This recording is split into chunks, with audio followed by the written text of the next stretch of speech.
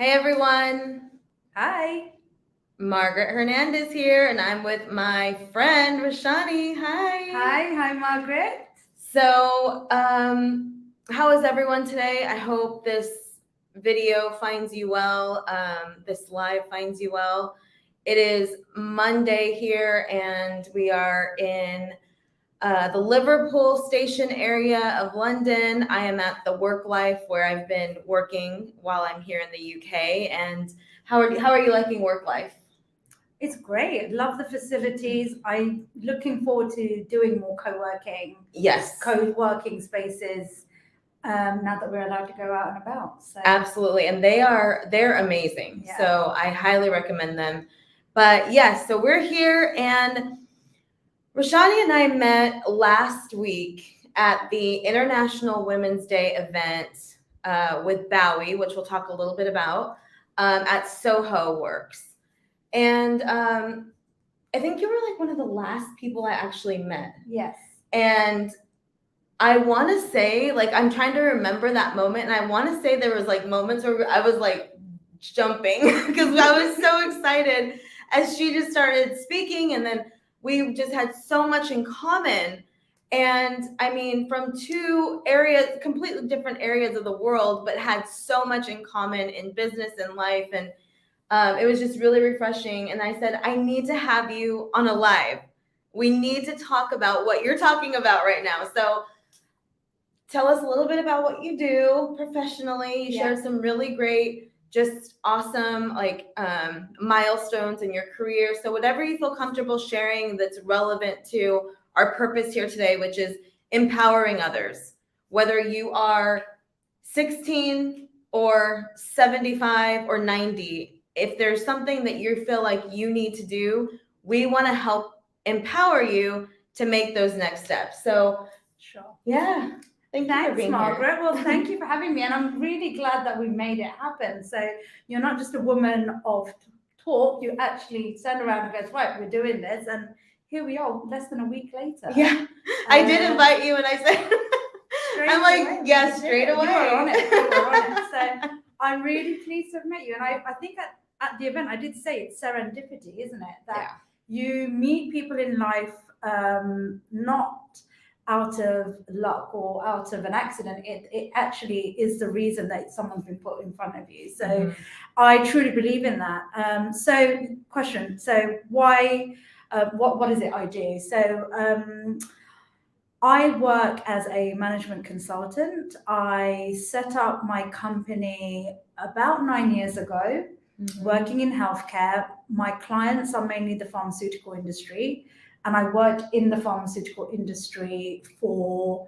about 10, 15 years prior to that. So I'd had great experience from working on what we call the client side, and I then moved to set up a consultancy to support clients with access to medicine. So in the UK, we have a National Health Service, and we provide medicines. NHS, yep. I see that all around.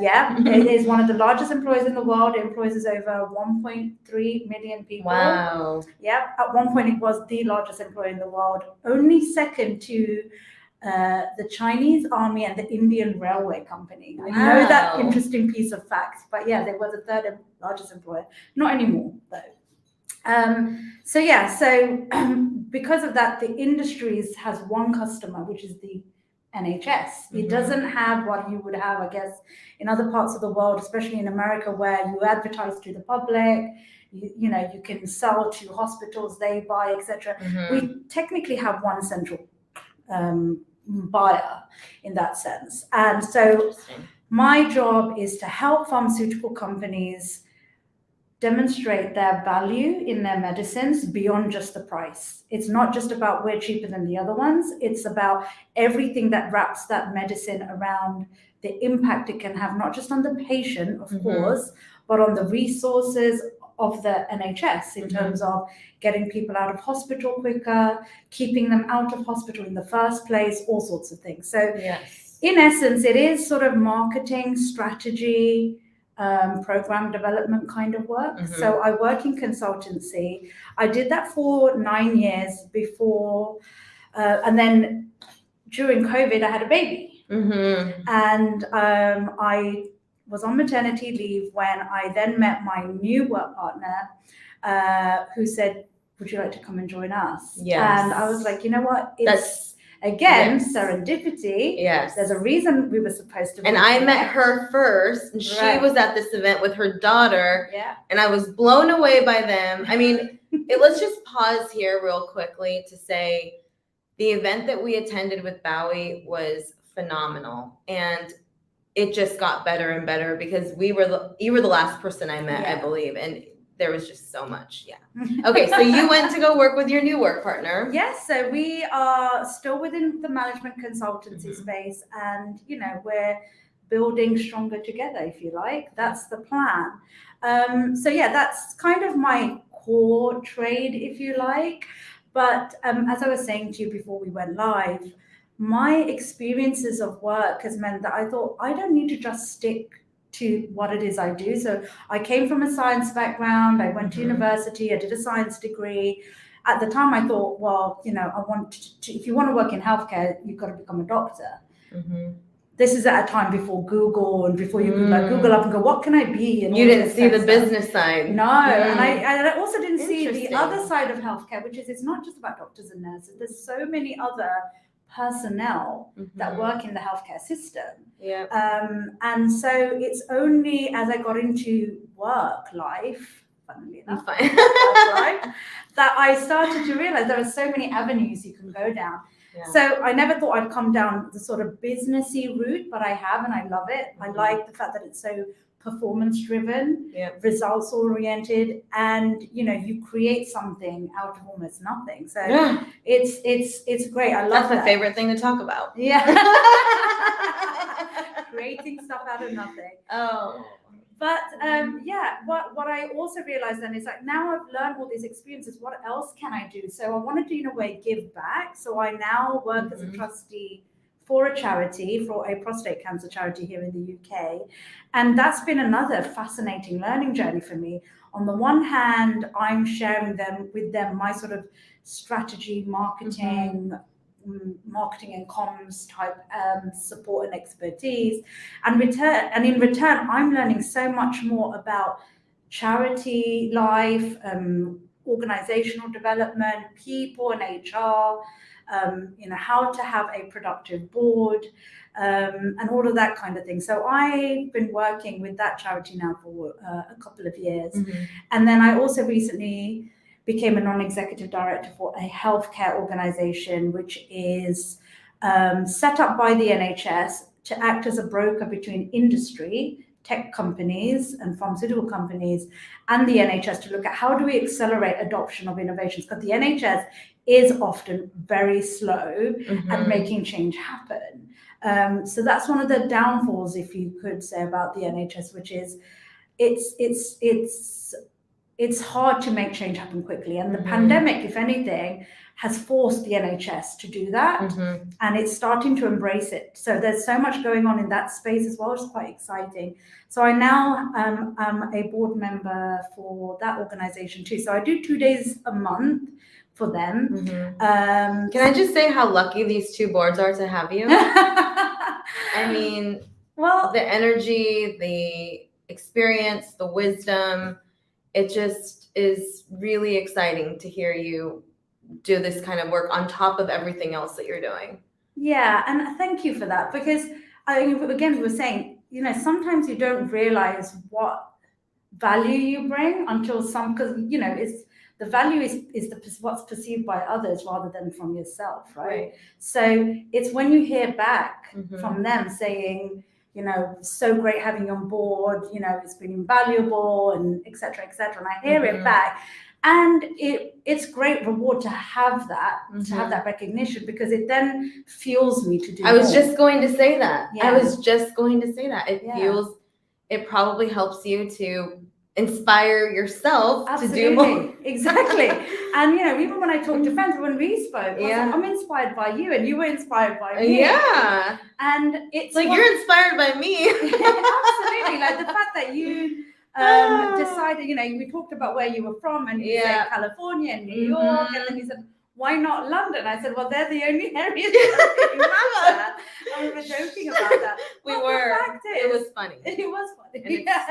kind of But yeah, it's the fact that you came out of your comfort zone and said, I'm going to try this. And I guess that's what I'm trying to empower. I know today's topic is about empowerment, and it's break barriers and don't conform to what is the current Absolutely. status quo. You can really do whatever it is you want to do in life. And if ever I have friends or colleagues tell me, oh, I can't do that, or that's not the way it works here, or yeah, that sounds great, but I'm like, well, but what? It's like you know, if you really want something bad enough, you can make it happen, because you are the driver of your own life, and you choose the destination you want to go to. And that's how, as I said to you when I'm, you know, before about where I started in my career, apart from the first 2 jobs in my first sort of 2 years of my work life,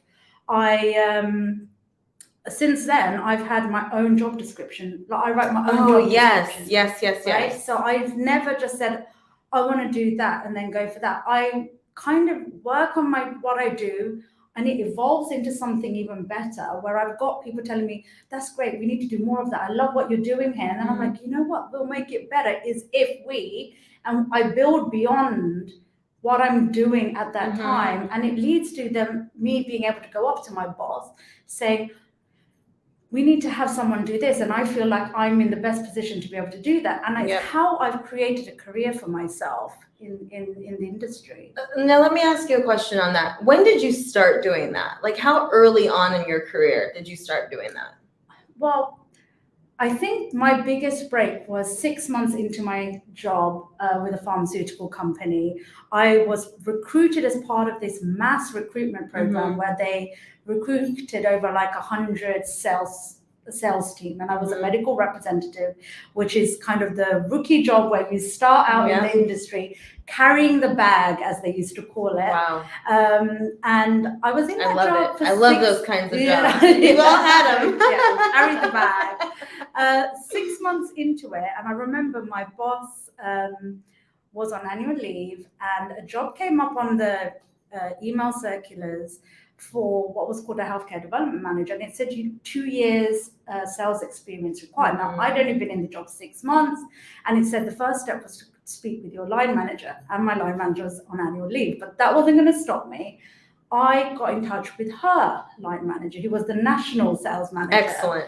And at that time, only being 6 months into job, that's a pretty senior person to get in touch with. And I spoke to him and said, I've seen this job come up, it's a secondment, so it's not like, you know, you can try before you buy with me because it's a secondment. And I think I've got the experience, because I've worked in the health service briefly. Yeah. So I said, whilst I don't have 2 years sales experience, I have this. Because he did say to me, oh, but you've not done enough. And I said, yes, but this. And I gave him an alternative. And I was so, you know, wide with my own conviction that I know I can do this. He said, right, I'll speak to the hiring manager, got me an interview. They then interviewed me, and basically I got the job. Amazing. By the time my line manager had come back from annual leave, I'd already got a different job. You've already, you know, I was away for 2 weeks and you've already got yourself another job. And I remember the hiring manager My ambition doesn't stop. Exactly. It doesn't wait for no one. No, it can't. And the hiring manager said, you know, because of you, I'm going to change the prerequisite for this job. Amazing. In the future.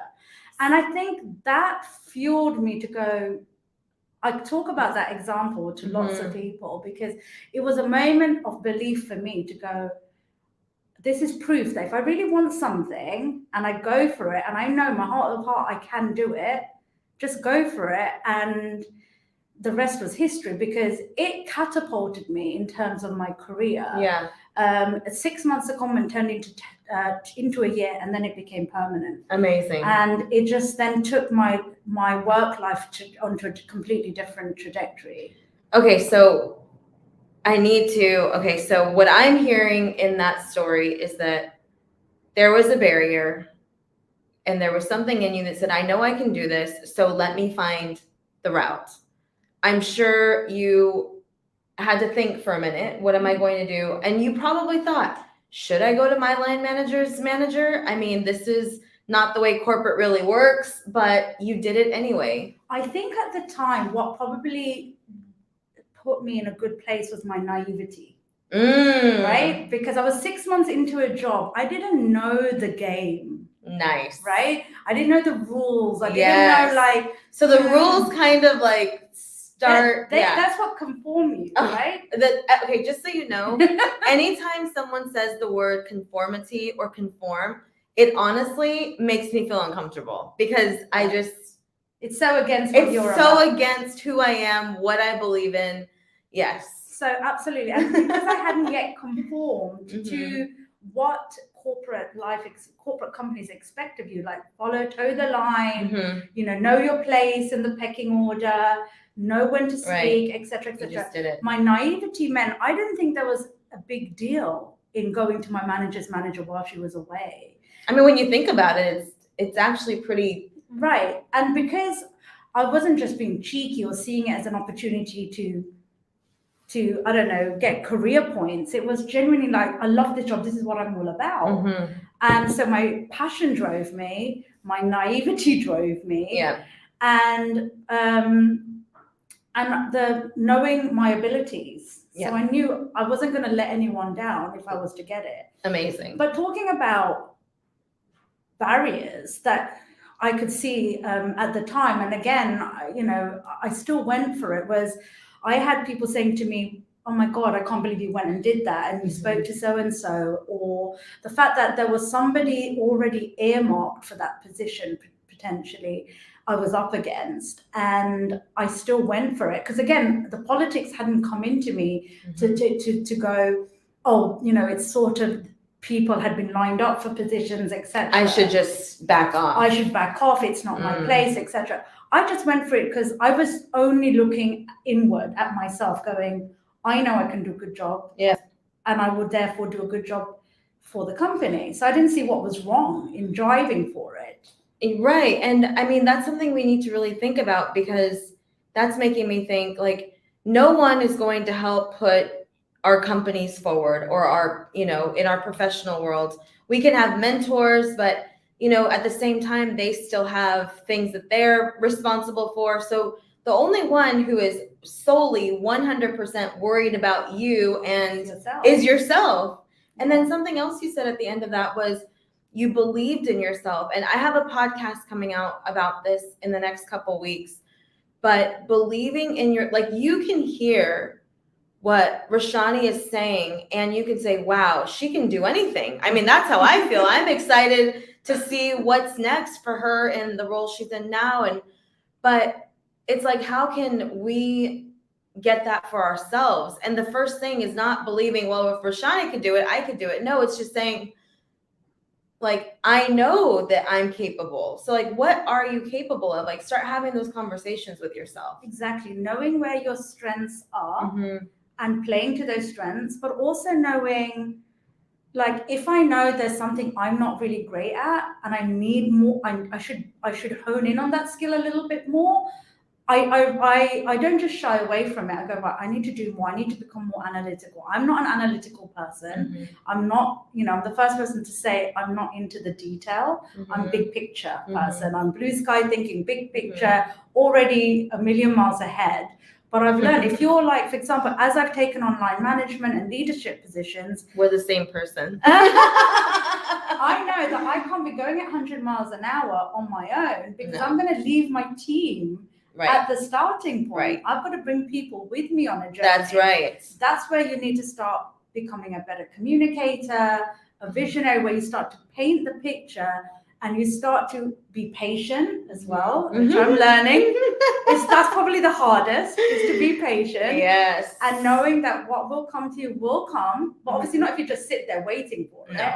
But everything has the right time and place. So I've learned those sorts of things. So again, knowing your strengths, but also knowing what things that you're not that great at, and either realizing, how do I minimize the impact of that, or how do I become better at it, so that it just bring someone on, a team member, right? too. Yeah, and yeah, exactly, because that really then helps you learn from those people as well. And the sum of all those things is what then drives you. But it all starts, I believe, with that inner belief in yourself. It's to hone in on what it is that makes you you. Yep. What makes you special? What are your strengths? What is your passion? That's what fuels you. Yes. If you don't have that, then nothing. It doesn't matter anything. Nothing else matters. No. Really. And I'm going to show you, because we're going to dinner right after this. So in the next few minutes, I'm going to show you my notes from my hike yesterday. I did an incredible hike yesterday that you'll see pictures of if you follow me on Instagram.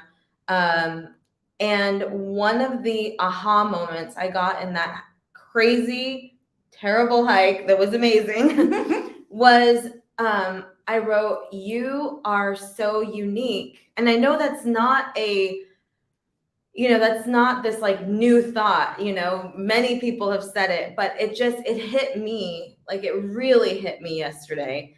And you're saying it again today. Right. And it's like, you are so unique. And there is something that you're going to bring to the workforce, or you're going to bring to a board, or you're going to start a new business. Maybe there's something in you that no one's thought about before, or maybe someone has thought of it before, but that was through their point of view. Right. So there's just so many opportunities. And so now let's move into, like, we've heard an empowering story, and many of you know a lot of my story. And I know, you've said, like, Margaret, you've inspired me to do such and such, but what's your message on empowering? Is don't let anything stop you.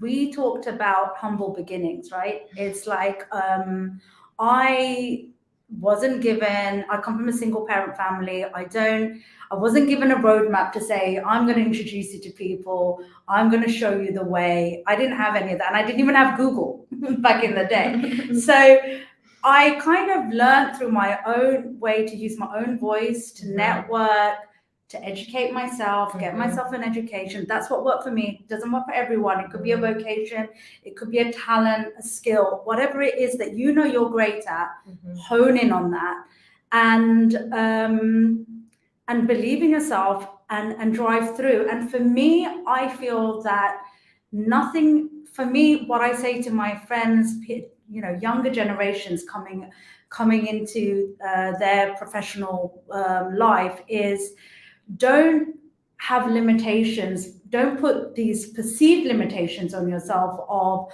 oh, well, I don't know people in that segment of the world, or, I don't have a degree, or whatever the case may be. Don't put limitations on yourself, because there's enough challenges out there than you putting that on yourself. So believe in yourself and know that you can achieve anything you set out to do. Because that's what, for me, I'm living proof of that for myself. That, when people see me today and go, oh, you're so successful, you've done this, or you've got your own company, etc., they assume that I've come, I've had a sort of a leg up in life, if you like. And I've not, frankly. I made it a lot, 99% of it was on my own. And I'm really proud of that. I'm really proud that I've achieved that on my own in that sense. But of course, it's through meeting amazing people along showing the way. Up. And I'm big on showing up. Yeah, absolutely. Imagine if you wouldn't have gone to Bowery that night. I mean, there's a million reasons why you couldn't have shown up that day. Same with me. I was in Manchester that morning. Yeah. I wanted to go to the event, but anyway, so yes. It's don't put limitations on yourself, because again, you could have put a limit on yourself and go, I don't think I can do that. But you then said, no, I'm going to go. Right. And, we've hopefully struck a friendship now, and, share our message out there. So I just don't put limits on yourself. Know what you're good at, what you're strong at, and then go for it. Excellent.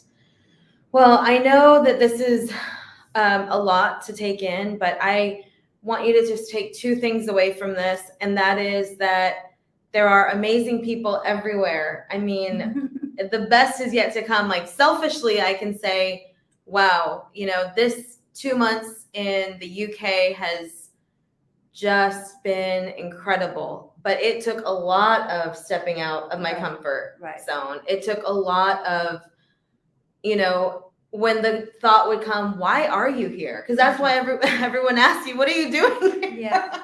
But, I think there's the learning there as well. It's about when you do meet people, is supporting one another and lifting one another. That's right. And I think that's what we're doing for each other now and hopefully into the future. And we're doing that today through this interview, is to share that message, to go, you're not alone in that, in that trying to drive yourself, make yourself a better person, a successful person. There are others in going through that same journey.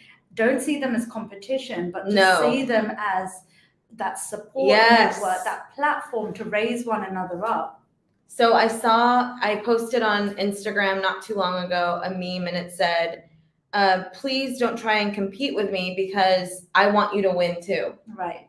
There is no competition. We are each other's network and circle of influence. And the more people that you meet and build really awesome relationships with people that you resonate with, the sky's the limit. And you don't know this, or you might know this, but my mantra for my company, for my life, for myself is be wildly excited about the possibilities.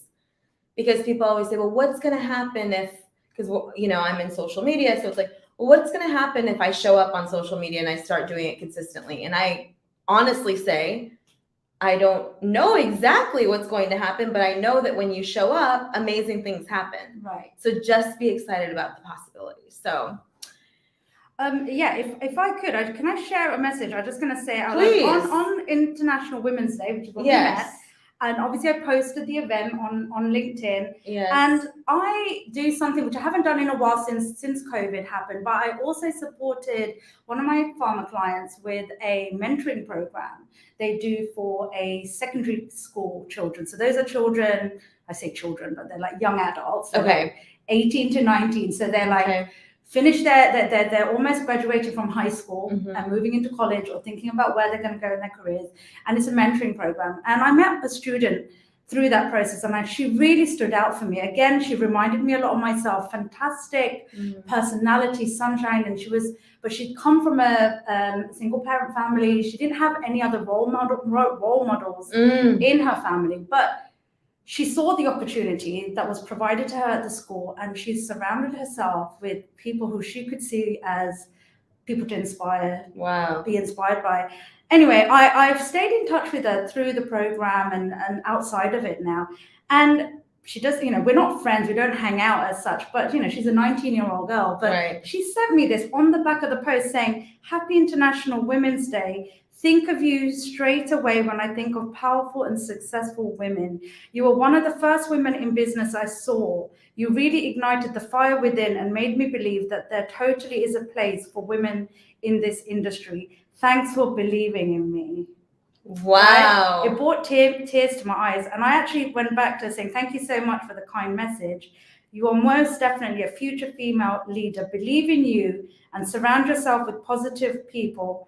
I can't wait to celebrate your success. Wow. Because she was someone who was doubting herself. And, if she's listening to this, she'll know who she is. Yeah, that's I just read out a awesome. message.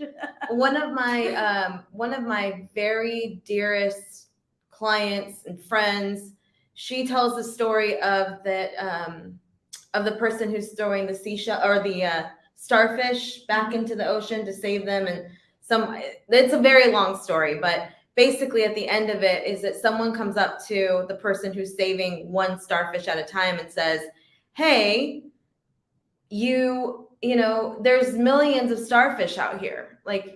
And the person says, well, if I could just make a difference in that one. Right. So if you could just make a difference in that one, which I'm sure you've done more, then, that's what makes it count. And honestly, that's why I have this show that I just launched this year.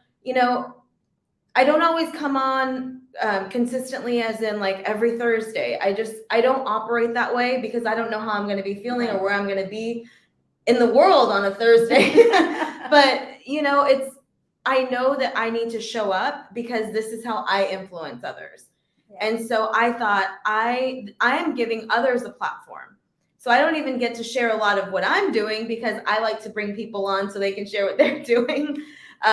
Because there's just, this is a platform. This is a way to reach those stars, you know? I think what you're doing is amazing because there's not enough of this. So, I mean, I, in my own space, try and do what I can, but what you're doing through your actual profession is creating that, literally that platform. Yeah. You're building that platform, giving a voice to others and supporting them. So I think Yeah. that's where I was like, oh my God, you know, we just connected so instantly. And another thing, I don't know if you know, because again, we met not even a week ago yet. No. Okay, so we've only talked probably a total of 20 minutes since the moment we met. This is the moment. But I was just saying that, or I was just going to say that the hashtag for my company is #FlexYourInfluence.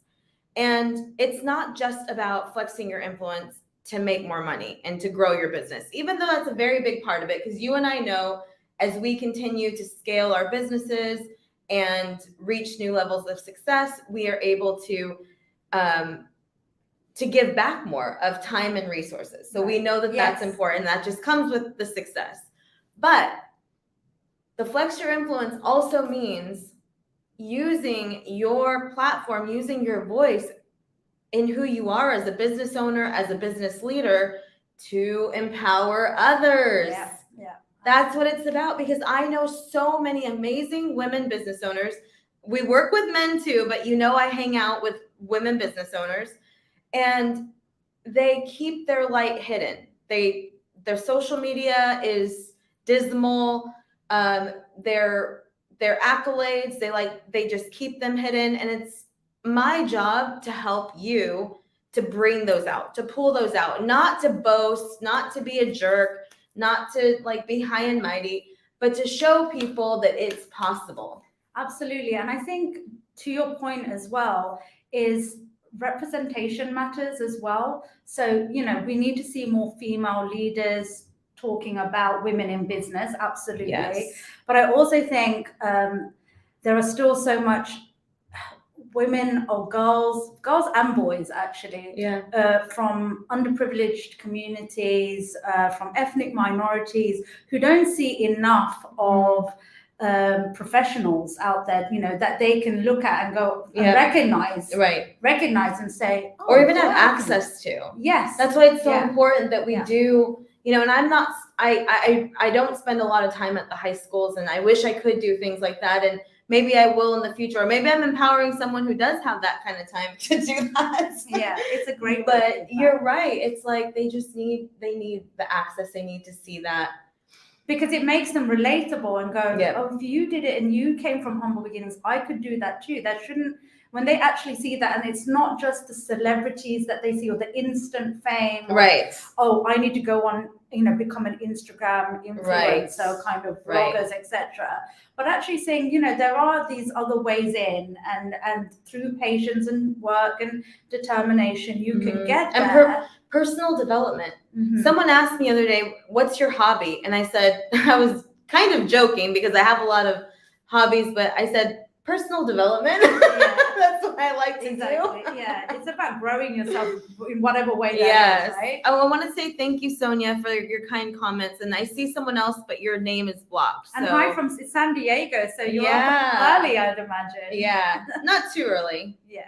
We just had a time change. So. Oh, nice to meet you, Sonia.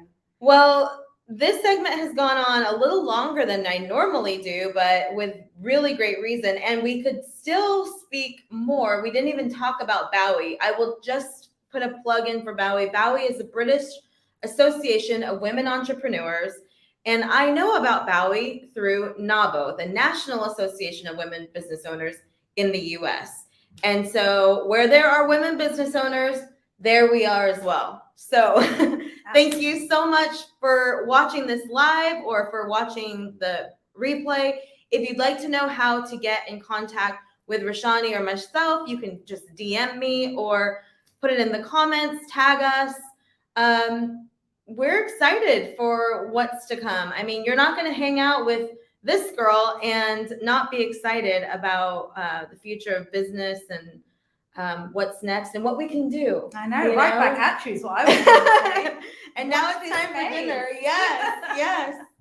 So thank you so much, and look forward to seeing you on the next one. Bye.